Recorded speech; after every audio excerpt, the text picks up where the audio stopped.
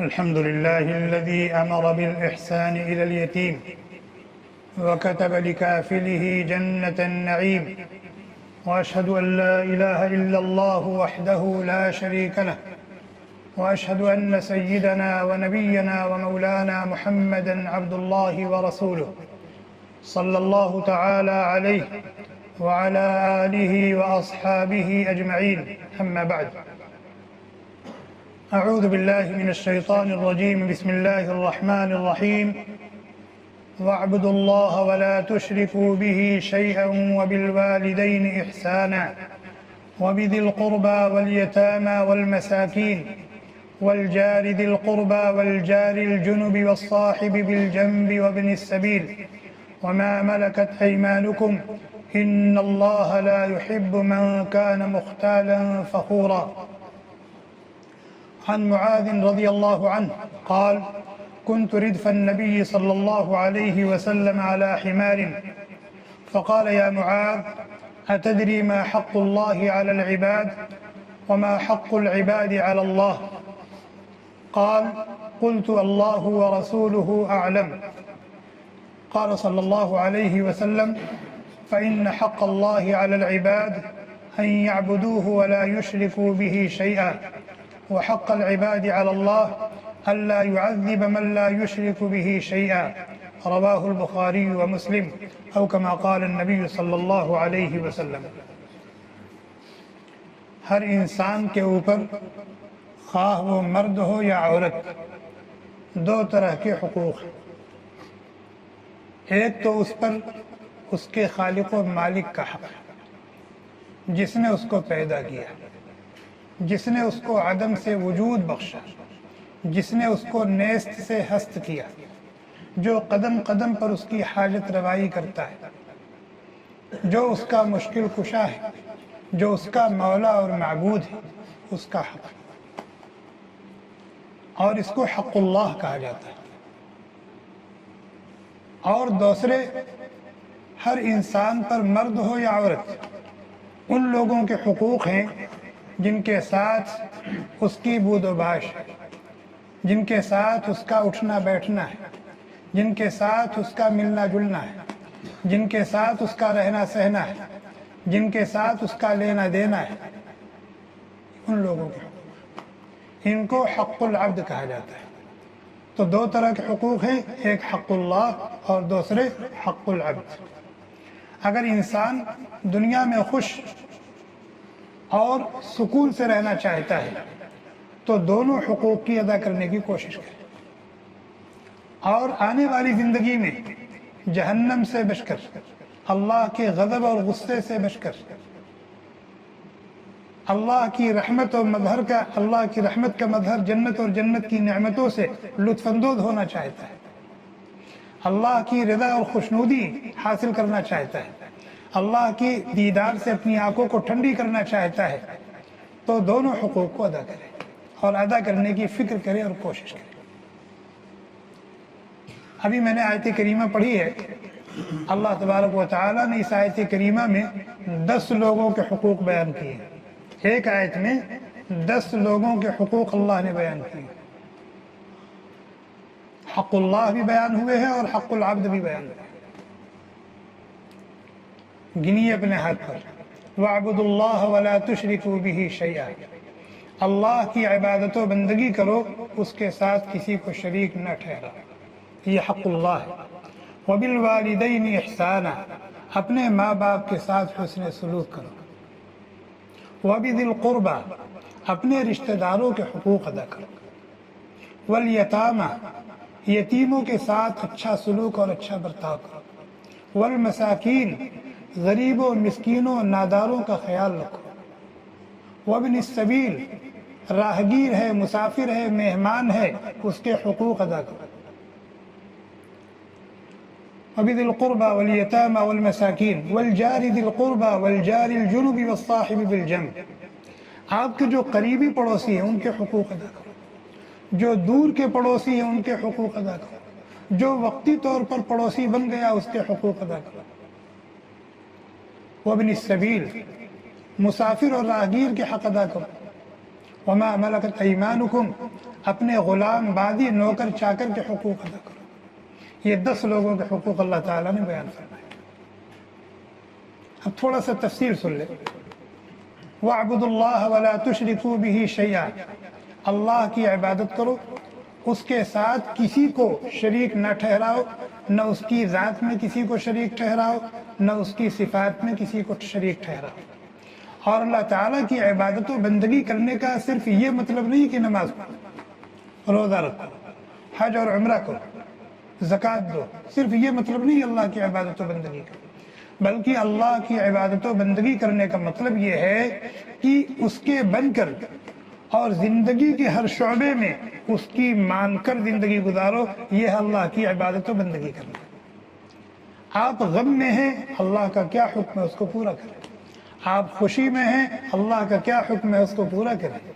آپ سفر میں ہیں، اللہ کا کیا حکم ہے اسے پورا کریں۔ آپ حضر میں ہیں، اپنے مقام پر ہیں، اللہ کا کیا حکم ہے اسے پورا کریں۔ آپ مالداری اور تونگری میں ہیں، اللہ کا کیا حکم ہے اسے پورا کریں۔ آپ فقر و فاقہ اور تنگ دستی میں ہیں، اللہ کا کیا حکم ہے اسے پورا کریں۔ آپ حاکم اور بادشاہ ہیں، اللہ کا کیا حکم ہے اسے پورا کریں۔ آپ محکوم اور رعایا ہیں، اللہ کا کیا حکم ہے اسے پورا کریں۔ آپ خلوت اور تنہائی میں ہیں، اللہ کا کیا حکم ہے اسے پورا کریں۔ آپ مجمع میں اور مجلس میں ہیں، اللہ کا کیا حکم ہے اسے پورا کریں۔ آپ خرید و فروخت کر رہے ہیں، اللہ تعالیٰ نے خریدنے اور بیچنے کا کیا طریقہ بتایا ہے۔ آپ قرض دے رہے ہیں، قرض لے رہے ہیں، کرائے پر دے رہے ہیں، کرائے پر لے رہے ہیں، اللہ تعالیٰ نے کیا قانون دیا، کیا دستور۔ یہ مطلب ہے وَاعْبُدُوا اللَّهَ، اللہ کی عبادت، اللہ کی عبادت کرو کہ یہ مطلب ہے۔ زندگی کے ہر شعبے میں، ہر پل اور ہر گھڑی، ہر وقت اور ہر آن اس کی اطاعت و فرمان کرتا ہے۔ یہ ہے اللہ کی عبادت و بندگی کا مطلب۔ حضرت معاذ رضی اللہ تعالی عنہ جلیل القدر صحابی ہیں، کہتے ہیں ایک مرتبہ میں نبی اکرم صلی اللہ علیہ وسلم کے ساتھ ان کی سواری پر سوار تھا، یعنی آگے سواری پر اللہ کے نبی علیہ السلام بیٹھے ہوئے تھے اور آپ کے پیچھے حضرت معاذ رضی اللہ تعالی عنہ بیٹھے ہوئے تھے۔ سواری کون سی تھی؟ BMW، لینڈ کروزر، اونٹ، گھوڑا؟ نہیں، کہتے کنت ردف النبی صلی اللہ علیہ وسلم علی حمار، گدھے کی سواری۔ امام الانبیاء، محبوب رب العالمین، شافع محشر، محبوب داور، خاتم النبیین، سید الرسول، خلاصہ کائنات، کس پر سوار ہیں؟ گدھے پر۔ کہتے میں نبی علیہ السلام کے پیچھے گدھے پر سوار تھا، آپ نے فرمایا یا معاذ، معاذ اتدری ما حق اللہ علی العباد وما حق العباد علی اللہ، کیا تمہیں پتہ ہے کہ اللہ کا بندوں پر اور بندوں کا اللہ پر کیا حق ہے؟ حضرت معاذ کہتے میں نے کہا اللہ و رسولہ اعلم، اللہ اور اللہ کے رسول بہتر جانتے ہیں، مجھے تو نہیں پتہ۔ پھر آپ نے وضاحت فرمایا فإن حق اللہ علی العباد ان یعبدوہ ولا یشرکوا بہ شیئا، بندوں پر اللہ کا حق یہ ہے کہ اس کی عبادت و بندگی کریں اور اس کے ساتھ کسی کو شریک نہ ٹھہرائیں، نہ اس کی ذات میں کسی کو شریک کریں، نہ اس کی صفات میں کسی کو شریک کریں۔ اور بندوں کا اللہ پر یہ حق ہے، اللہ پر کسی کا حق ہے نہیں، وہ تو خالق ہے، مالک ہے، مولا ہے، معبود ہے، جو کچھ کیا ہے اور کر رہے ہیں سب ان کا فضل ہے اور احسان ہے، ان کی نوازش ہے، ان کی عطا ہے، ان کے اوپر کسی کا کوئی حق نہیں۔ ہاں وہ اپنی طرف سے اپنے اوپر کسی کا حق مان لے تو یہ ان کا احسان ہے۔ تو انہوں نے ان بندوں کے تعلق سے جو صرف اللہ کی عبادت و بندگی کرتے ہیں، اللہ کے ساتھ کسی کو شریک نہیں ٹھہراتے، اللہ تعالیٰ نے اپنے اوپر واجب کر لیا ہے، واجب کر لیا ہے کہ وہ دنیا سے گئے توحید کے ساتھ، ایمان کے ساتھ، شرک سے بچتے رہے، کفر سے بچتے رہے، نفاق سے بچتے رہے، تو اللہ تعالیٰ ان کو عذاب نہیں دیں گے۔ کہ اللہ تعالیٰ نے اپنے اوپر واجب کر لیا ہے کہ ان کو عذاب نہیں دیں گے۔ اس آیت کریمہ میں بیان ہونے والا یہ پہلا حق ہے، اور کس کا حق ہے؟ یہ اللہ کا، جس کو کہا جاتا ہے حق اللہ، اور یہ ہر مسلمان مرد عورت، بلکہ یوں کہیے کہ ہر انسان پر، خواہ وہ مرد ہو یا عورت ہو، اللہ کا یہ حق۔ اب یہ ہے کہ اس حق کو کوئی ادا کر رہا ہے، کوئی نہیں ادا کر رہا ہے۔ اور اللہ تبارک و تعالیٰ کے بعد سب سے بڑے محسن، سب سے بڑے خیر خواہ، انسانوں کے حق میں کون ہوتے ہیں؟ ان کے ماں باپ۔ خالق تو وہ ہے، پیدا کرنے والا، عدم سے وجود بخشنے والا وہ ہے، لیکن پیدا ہونے کے جو اسباب اور ذرائع ہیں اللہ تعالیٰ نے ماں باپ کو ذریعے اور سبب کے طور پر استعمال کیا۔ مربی وہ ہے، لیکن سبب کے درجے میں کن کو سبب بنا دیا؟ ماں باپ کو، وہ پرورش کر رہے ہیں۔ اس لیے اللہ تعالیٰ نے اپنا حق بیان کرنے کے فوراً بعد ماں باپ کا حق بیان کیا ہے، اور قرآن کریم کی 20 آیات جہاں اللہ نے اپنا حق بیان کیا، وہی اللہ تعالیٰ نے ماں باپ کا حق بیان کیا اور فرمایا وَبِالْوَالِدَيْنِ إِحْسَانًا، وَبِالْوَالِدَيْنِ إِحْسَانًا، اور ماں باپ کے ساتھ اچھے سے اچھا، بہتر سے بہتر سلوک کرو۔ جتنا اچھا معاملہ، جتنا اچھا برتاؤ ماں باپ کے ساتھ کر سکتے ہو وہ کرو، اور اس کو کم سمجھو، اس لیے کہ کوئی انسان اپنے ماں باپ کا حق ادا کر ہی نہیں سکتا۔ کوئی انسان کتنا بھی لائق ہو، کتنا بھی فرمانبردار ہو، کتنا بھی ماں باپ کے چشم ابرو کو دیکھتا رہتا ہو، ماں باپ کے حق کو ادا کر ہی نہیں سکتا۔ حضرت عبداللہ بن عمر رضی اللہ تعالی عنہما جلیل القدر صحابی ہیں، طواف کر رہے تھے، بیت اللہ کا طواف کر رہے تھے۔ ایک طواف کرنے میں پسینہ چھوٹ جاتا ہے، تو ایک آدمی کو دیکھا کہ وہ اپنی ماں کو اپنی پیٹھ پر لادے ہوئے ہے یا کندھے پر بیٹھائے ہوئے اور طواف کر رہا ہے۔ بھئی آج تو جو طواف نہیں کر سکتے چل کر کے، تو ان کے لیے باقاعدہ اسکوٹر آ گئی ہے، ویل چیئر آ گئی ہے، اس پر بیٹھ کر کے وہ طواف کرتے رہتے ہیں۔ اور آج سے 15-20 سال پہلے وہ کھاٹ ہوتی تھی، اس پر بیٹھا کر کے 4 آدمی اس کو کندھے پر لے کر یا 2 آدمی کندھے پر لے کر اس کو طواف کراتے تھے، لیکن وہ آدمی اپنی ماں کو اپنے کندھے پر بیٹھائے ہوئے یا اپنی پیٹھ پر لادے ہوئے طواف کرا رہا ہے۔ اس کی نظر صحابی جلیل حضرت عبداللہ ابن عمر رضی اللہ تعالی عنہما پر پڑی، تو اس نے کہا کہ اے صحابی رسول، آپ دیکھ رہے ہیں کہ میں اپنی ماں کو کس طرح سے اپنے اوپر بیٹھا کر کے طواف کرا رہا ہوں، کیا میں نے اپنی ماں کا حق ادا کر دیا؟ حضرت عبداللہ ابن عمر رضی اللہ تعالیٰ عنہما کہتے ہیں کہ تم اپنے ماں کے حق ادا کرنے کی بات کر رہے ہو، تم کو جننے میں،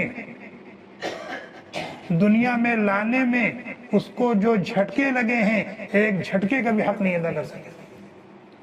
اسی کو موت و حیات کا مسئلہ ہوتا ہے، موت و حیات کا مسئلہ ہوتا ہے۔ کوئی نہیں کہہ سکتا کہ بچہ جننے میں یہ عورت بچے گی کہ مرے گی، اور نہ وہ خود اپنے بارے میں کہہ سکتی ہے کہ میں بچوں گی کہ مروں گی۔ یہ ہے ماں باپ کا وَبِالْوَالِدَيْنِ إِحْسَانًا۔ اور اللہ تعالیٰ نے ہمیں ایک تھرمامیٹر دیا ہے، کسوٹی دی ہے۔ اگر ہم یہ جاننا چاہتے ہیں کہ ہمارا اللہ ہم سے خوش ہے یا ناراض، تو ہمیں کیسے پتہ چلے گا؟ اللہ کے نبی علیہ السلام نے فرمایا رضا الرب فی رضا الوالدین وسخط الرب فی سخط الوالدین۔ اگر کوئی یہ جاننا چاہتا ہے کہ میرا اللہ مجھ سے راضی اور خوش ہے کہ نہیں، تو دیکھ لے اس کے ماں باپ اس سے راضی اور خوش ہیں کہ نہیں۔ ماں باپ کی رضا اور خوشنودی یہ اس بات کی علامت ہے کہ اس کا اللہ اس سے خوش ہے۔ ماں باپ اگر ناراض اور ناخوش ہیں تو یہ اس بات کی علامت ہے کہ اس کا رب اس سے ناراض ہے۔ وَبِالْوَالِدَيْنِ إِحْسَانًا۔ تیسرے نمبر پر اللہ تعالیٰ فرماتے ہیں وَبِذِي الْقُرْبَى، اپنے رشتہ داروں کے ساتھ حسن سلوک کرو۔ آج ہماری سب سے زیادہ لڑائی اپنے رشتہ داروں کے ساتھ ہے۔ سب سے زیادہ لڑائی ہماری کس کے ساتھ ہے؟ سب سے زیادہ حقوق کو ضائع کرنے والے کن کے حقوق ضائع کرتے ہیں؟ ہم رشتہ دار۔ رشتہ داروں میں کون لوگ؟ دادا ہے، دادی ہے، نانا ہے، نانی ہے، چچا ہے، پھوپھی، چچا داد بھائی بہن، پھوپھی داد بھائی بہن، خالہ ہے، ماموں ہے، خالہ داد بھائی بہن اور ماموں داد بھائی بہن، یہ سب رشتے ہیں۔ فرمایا ان کے ساتھ حسن سلوک کرو، ان کے ساتھ حسن سلوک کرو۔ چچا کا حق ادا کرو، پھوپھی کا حق ادا کرو، چچا داد پھوپھی داد بھائی بہنوں کے حق ادا کرو، خالہ کے حق ادا کرو، خالہ داد بھائی بہنوں کے حق ادا کرو، ماموں کے حق ادا کرو، ماموں داد بھائی بہنوں کے حق ادا کرو۔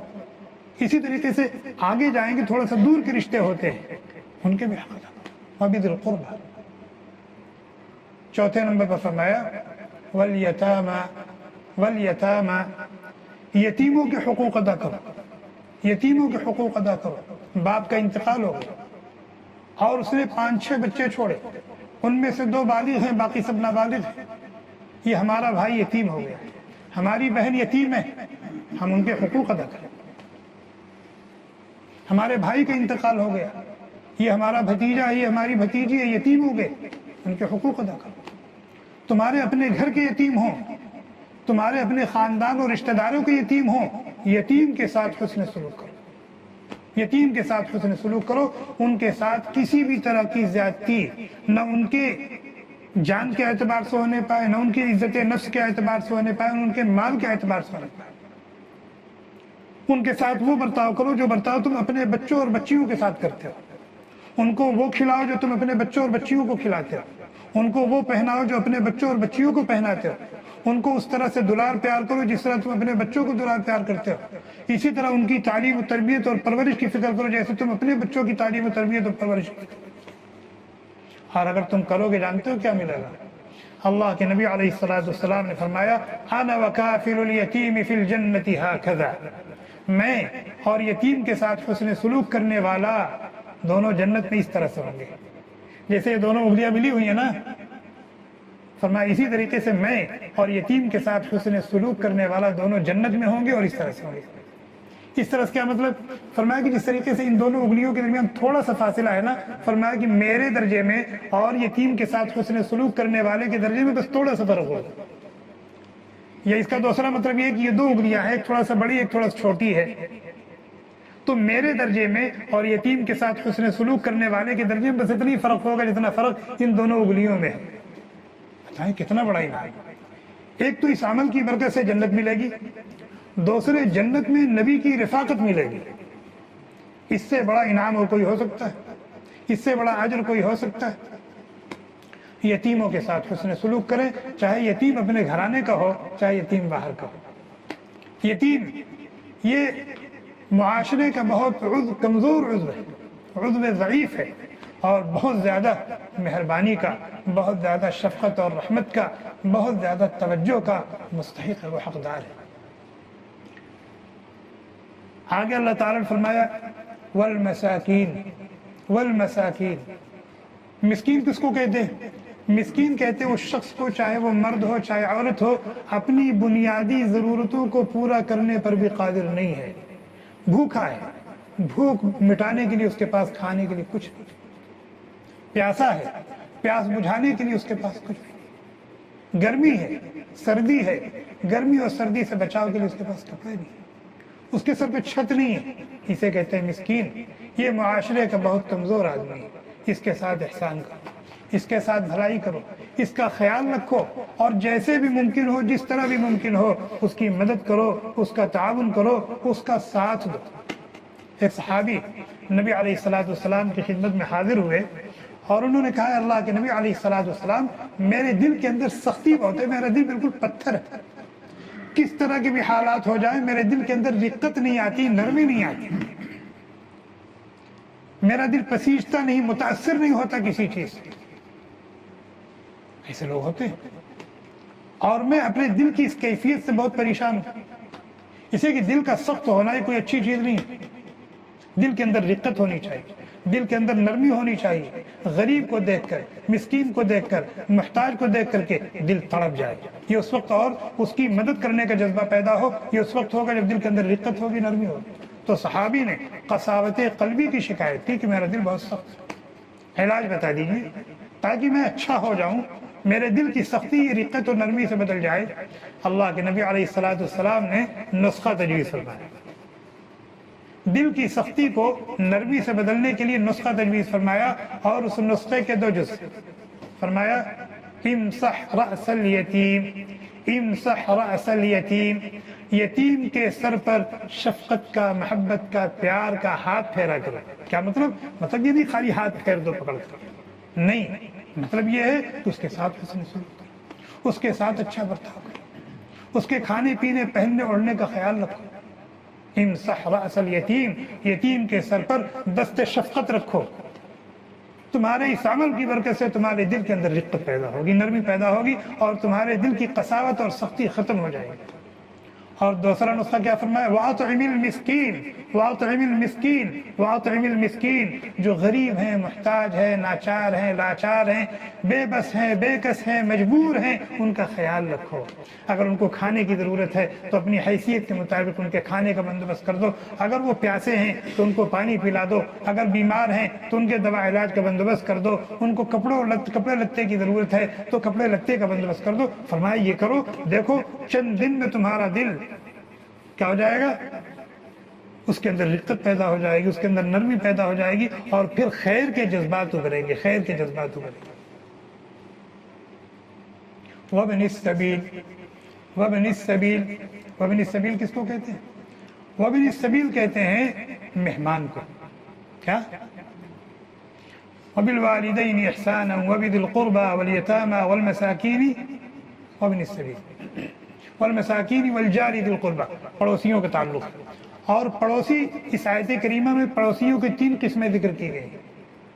ایک تو فرمایا والجار ذی القربى، قریبی پڑوسی۔ قریبی پڑوسی، قریبی پڑوسی کا مطلب یہ کہ جس کے گھر کی کوئی دیوار آپ کے گھر کی کسی دیوار سے لگی ہوئی ہے، اس کو کیا کہتے ہیں؟ قریبی پڑوسی۔ جس کے گھر کی کوئی دیوار آپ کے گھر کی کسی دیوار سے لگی ہوئی ہے وہ آپ کا قریبی پڑوسی، اور جس کے گھر کی کوئی دیوار آپ کے گھر کے کسی دیوار سے نہیں لگی ہے وہ بھی آپ کا پڑوسی ہے، لیکن اس قریبی پڑوسی کے مقابلے میں وہ دور کا پڑوسی ہے۔ تو فرمایا جو قریبی پڑوسی ہیں ان کے بھی حقوق ادا کرو، اور جو دور کے پڑوسی ہیں ان کے بھی حقوق ادا کرو۔ حضرت ام المؤمنین عائشہ صدیقہ رضی اللہ تعالی عنہ کہتی ہیں کہ میں نے رسول اللہ صلی اللہ علیہ وسلم سے پوچھا کہ میرے کئی ایک پڑوسی ہیں، میں کچھ دینا چاہتی ہوں لیکن چیز تھوڑی ہے، کسی ایک ہی کو دے سکتی ہوں، تو کس کو دوں؟ فرمایا جس کا دروازہ تمہارے دروازے کے قریب ہے اس کو دو، وہ زیادہ حقدار ہے۔ جس کے گھر کا دروازہ تمہارے گھر کے دروازے کے قریب ہے اس کو دو، وہ زیادہ حقدار ہے۔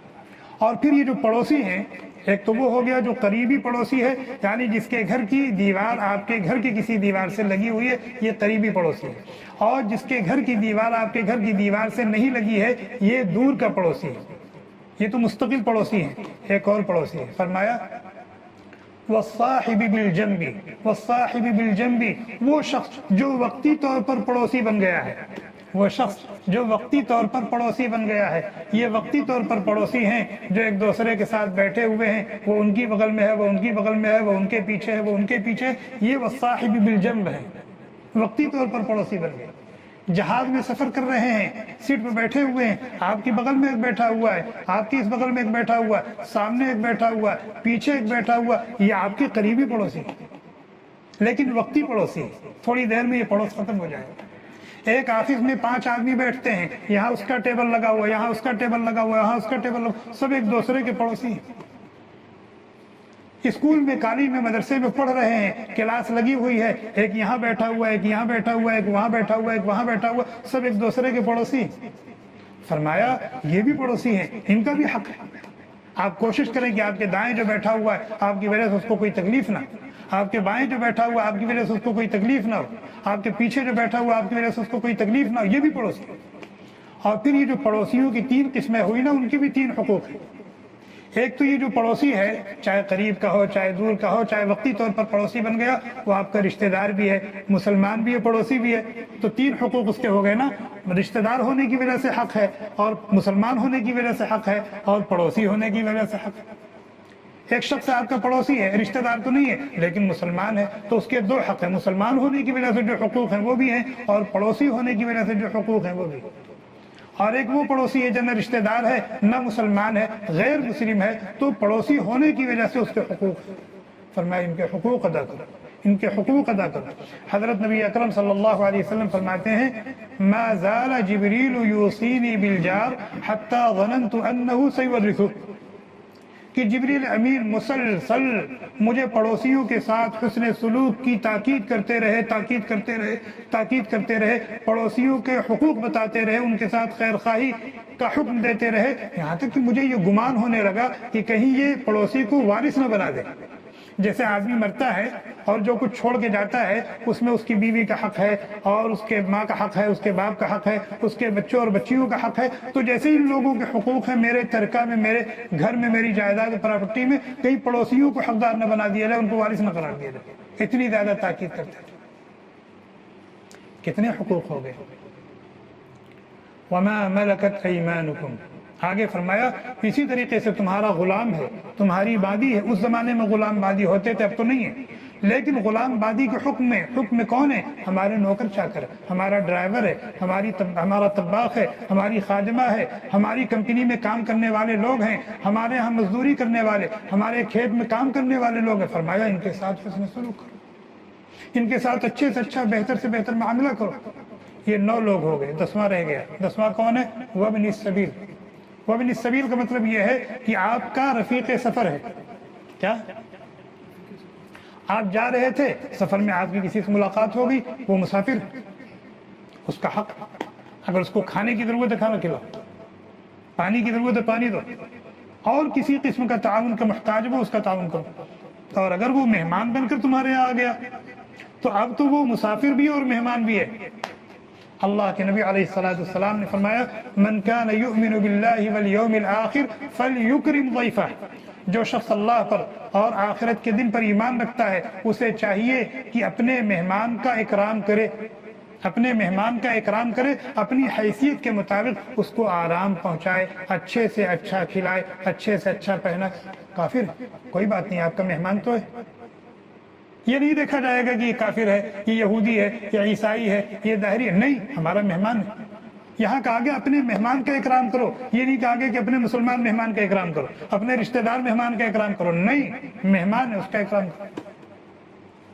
حضرت ابراہیم علیہ السلام امام الانبیاء ہیں، خلیل الرحمن ہیں، اللہ کے دوست ہیں، اللہ کے پیارے ہیں، بہت بڑے مہمان نواز، بہت بڑے مہمان نواز، کبھی بغیر مہمان کے کھانا نہیں کھاتے تھے۔ کھانے کا وقت ہو جاتا تھا لیکن اس انتظار میں کھانا مؤخر کرتے تھے کہ ہو سکتا ہے کوئی مہمان آ جائے، اور جن کے بارے میں معروف ہوتا ہے کہ یہ مہمان نواز ہیں اور کھلاتے پلاتے تو ان کا مہمان آتے بھی ہیں۔ ایک روز ایسا ہوا کہ کھانے کا وقت ہو گیا، انتظار کرتے کرتے اچھا خاصا وقت گزر گیا، کوئی مہمان نہیں، تو مہمان کی تلاش میں باہر نکل گئے۔ دیکھا کہ ایک بڑے میاں جھومتے ہوئے جا رہے ہیں، بڑے میاں ہیں جھومتے ہوئے جا رہے ہیں،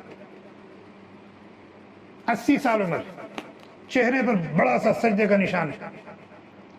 ان کو دعوت دی ساتھ میں کھانا کھانے کی، لے آئے۔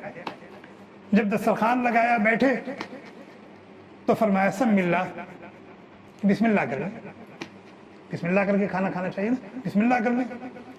تو انہوں نے کہا کہ میں تو اس کو جانتے ہی نہیں، جس کا نام لے کر کھانا شروع کرنے کی بات کر رہے ہو تو میں تو اس کو مانتے ہی نہیں۔ تو حضرت ابراہیم علیہ السلام کو جلال آ گیا اور بھگا دیا، اس کو بھگا دیا، اس لیے کہ مشرک ہے، اور سجدہ کے جو نشان ہے بڑا سا، بدھ کے سامنے سجدہ کرتے کرتے یہ گھٹا پڑ گیا، غصے میں آگے بھگا دیا۔ ادھر اس کو گھر سے نکالا، ادھر جبریل علیہ السلام، اور اللہ تعالیٰ نے کہا کہ آپ میرے دوست ہیں۔ میرے کیسے دوست ہیں؟ وہ مشرک ہے، اس کے باوجود میں 80 سال سے اس کو کھلا رہا ہوں، اس کے باوجود میں اس کو 80 سال سے کھلا رہا ہوں، اور آپ ایک وقت نہیں کھلا سکتے، آپ کیسے خلیل ہیں میرے کیسے دوست؟ حضرت ابراہیم علیہ السلام کو تنبہ ہوا، فوراً گھر سے باہر نکلے تو کافی دور جا چکے تھے، بہرحال ڈھونڈ ڈھانٹ کر کے منت سماجت کر کے خوشامد کر کے لے آئے اور لا کے بیٹھا ہے۔ تو انہوں نے پوچھا کہ ابھی تو بھگایا تھا، پھر کیا وجہ پیش آ گئی، پھر ڈھونڈ کر کے خوشامد کر کے لا رہے ہو؟ کہہ رہے بھائی اوپر سے آرڈر آیا، اوپر سے آرڈر آیا ہے اور آپ کی وجہ سے مجھ پر عتاب ہوا ہے، غصہ اللہ کا ہوا ہے جو میں نے آپ کے ساتھ یہ سلوک کیا، پلیز چلیے کھانا کھائیں۔ کہنے لگے کہ پہلے تو مجھ سے میرا اس سے تعارف کراؤ، میری اس سے ملاقات کراؤ، میرا اس سے رشتہ جوڑو جو مجھ پر اتنا مہربان ہے، پھر میں کھانا کھاؤں گا۔ چنانچہ مسلمان ہو گئے اور پھر ساتھ میں کھانا کھایا۔ یہ میں نے یہ واقعہ اس پر سنایا کہ مہمان ہوتا ہے، چاہے وہ مسلمان ہو چاہے غیر مسلم ہو، اگر آپ کے دروازے پر آ گیا ہے تو آپ اس کا اکرام کریں اور اس کا احترام کریں۔ میں نے شروع میں عرض کیا تھا کہ اس آیت کریمہ میں اللہ تعالیٰ نے 10 لوگوں کے حقوق بیان کیے اور یہ تاکید کی ہے کہ ان حقوق کو ادا کرنے والے بنے۔ اگر دنیا میں سرخرو اور سربلند رہنا چاہتے ہیں اور آخرت میں کامیاب اور کامران ہونا چاہتے ہیں تو یہ حقوق ادا کرو، یہ حقوق ادا کرو، یہ حقوق ادا کرو۔ آگے اللہ تعالیٰ کہتے ہیں 4 قسم کے لوگ ہیں جو یہ حقوق نہیں ادا کریں گے، 4 قسم کے لوگ ہیں جو یہ حقوق نہیں ادا کریں گے۔ کون؟ ان اللہ لا يحب من كان مختالا، اللہ تبارک و تعالی کسی بھی مغرور اور متکبر کو نہیں پسند کرتے۔ فرمایا جو مغرور ہوگا، جو متکبر ہوگا، جس کے دل میں بڑکپن ہوگا، وہ یہ حقوق نہیں ادا کرے۔ وہ بتائیں یتیم کو خاطر میں لائے گا، مسکین کو خاطر میں لائے گا، راہگیر کو خاطر میں لائے گا؟ کسی کو خاطر میں نہیں لائے گا، یہ حقوق نہیں ادا کر سکتا۔ اسی طریقے سے فرمایا فخور، شیخی باز، ڈینگے مارنے والا، اللہ کی دی ہوئی نعمتوں پر فخر کرنے والا، کرنے والا، فرمایا یہ لوگوں کے حقوق نہیں ادا کرے گا۔ فرمایا اسی طریقے سے جس کے دل کے اندر بخل ہوگا، جو اللہ کی دی ہوئی دولت پر اژدہا اور سانپ بن کر بیٹھا ہوا ہوگا، وہ ان کے حقوق نہیں ادا کر سکتا۔ اللہ کا حق ہے زکوٰۃ ادا کرو، زکوٰۃ دے گا؟ نہیں دے گا۔ صدقۃ الفطر ادا کرو، دے گا؟ نہیں دے گا۔ اللہ کے نام پر خرچ کرو، خرچ کرے گا؟ نہیں کرے گا۔ یتیم کو پیسوں کی ضرورت ہے، مسکین کو تعاون کی ضرورت ہے، یہ بخیل ہے، مال پر اژدہا بن کر بیٹھا ہوا ہے، خرچ کرے گا؟ نہیں کرے گا۔ اور یہی نہیں بلکہ دوسرے جو خرچ کرتے ہیں ان کو بھی روکتا ہے، کیا یار تم کس کو دے رہے ہو، خواہ مخواہ کے لیے ان لوگوں پر خرچ کر رہے ہو، یہ تم نکمے لوگ ہیں بیٹھے ہوئے۔ ایسے لوگ معاشرے میں پائے جاتے کہ نہیں؟ نہ خود دیتے ہیں، نہ خود خرچ کرتے ہیں، نہ خود خیال کرتے ہیں، اور اگر کوئی خرچ کرتا ہے، دیتا ہے تو اس کو بھی روکتے ہیں، اور اللہ کی دی ہوئی دولت کو چھپاتے ہیں۔ کیا کرتے ہیں؟ چھپاتے ہیں، کہیں کوئی مانگے نہ، کہیں کوئی اپنی ضرورت سامنے نہ رکھ دے تو چھپا۔ میاں کیا بتاؤں، میرے پاس خود ہی نہیں ہے، میں خود ہی تنخواہ 5 مہینے سے میری تنخواہ خود ہی نہیں ملی، میں کہاں سے تم کو دوں؟ تو فرمایا جس کے اندر کبر ہوگا، غرور ہوگا، گھمنڈ ہوگا، جس کے اندر شیخی بازی ہوگی، جس کے اندر بخل ہوگا، اور جو اللہ کی نعمتوں کو چھپائے گا، چھپانے کی کوشش کرے گا، یہ لوگ ان حقوق کو ادا نہیں کر سکتے، اور جو ان بری صفات سے محفوظ ہوں گے وہی ان حقوق کو ادا کر سکیں گے۔ ہمیں سبق کیا ملا؟ ہمیں سبق یہ ملا کہ دیکھیں کہ ہمارے اندر کبر تو نہیں ہے، غرور تو نہیں ہے، ہمارے اندر اتراہٹ تو نہیں ہے، ہمارے اندر شیخی بازی تو نہیں ہے، ہم ڈینگے تو نہیں مارتے ہیں، ہمارے اندر بخل کی صفت تو نہیں ہے، ہم دوسروں کو خیر کے کاموں سے منع تو نہیں کرتے ہیں، یا اللہ کی نعمتوں کو ہم اس لیے چھپاتے تو نہیں ہے تاکہ کوئی مانگ نہ لے، تاکہ کوئی غریب و محتاج ہمارے سامنے اپنا محاسبہ کرے۔ اگر اس طرح کی کوئی چیز ہے تو اس سے اپنے آپ کو پاک کرنے کی اور ان بری صفت کو اپنے اندر سے نکالنے کی کوشش کریں، اور اللہ تعالیٰ نے جس حیثیت میں رکھا ہے، جس حال میں رکھا ہے، اس کے اعتبار سے جب بھی موقع آ جائے اور ان لوگوں میں سے کوئی ہمارے پاس آ جائے، ہمارے سامنے آ جائے، تو جیسے بھی ممکن ہو ان کا حق ادا کرنے کی اور ان کے ساتھ اچھا معاملہ، اچھا برتاؤ کرنے کی، خیر خواہی اور ہمدردی کے ساتھ پیش آنے کی کوشش کریں۔ اللہ تعالی ہم سب کو توفیق عطا فرمائے۔ سبحانک اللہم وبحمدک، نشہد ان لا الہ الا انت، نستغفرک ونتوب الیک۔ سبحان ربک رب العزۃ عما یصفون وسلام علی المرسلین۔ Thanks for watching. Don't forget to like, comment, share and subscribe to Al Wahid channel.